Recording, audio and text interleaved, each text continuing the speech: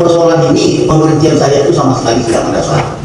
Nah, dalam hal ini saya selaku Ketua PBI Provinsi Sumatera Selatan minta saran, minta pendapat dari para senior, dan kita disikapi persoalan ini dikarenakan menurut saya pemberhentian saya itu saya mau mengakui, tapi dengan catatan sesuai dengan dasar-dasar yang telah ditentukan sesuai dengan IDRT yang ada.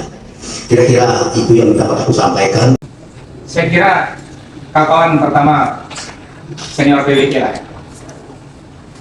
Kemelut di pusat itu harus diselesaikan oleh orang pusat, kan diselesaikan oleh daerah. Tetapi bodoh dan konyolnya orang pusat.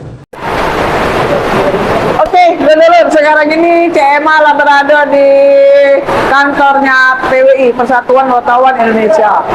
Sekarang kita akan bertanya dengan kawan-kawan kita, apa tanggapan masalah 2 SK.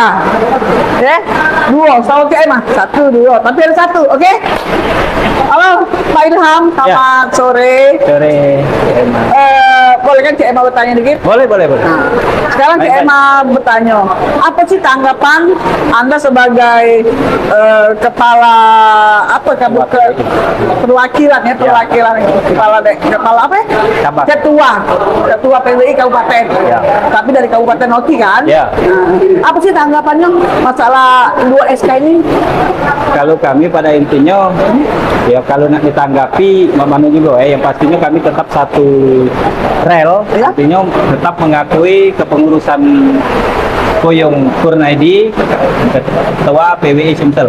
Oh, jadi tetap Anda semua mengakui bahwa Ketua PWI Sumatera Selatan tetap Koyong Kurnaidi Ya, yang ST. ya betul. Sebagai Karena- Ketua Sumsel. Kalau menurut DSK yang sebenarnya gitu ya? Ya, Oke. karena itu ketua berdasarkan hasil pemilihan, artinya Sumsel dan sudah sah menurut pemilihan.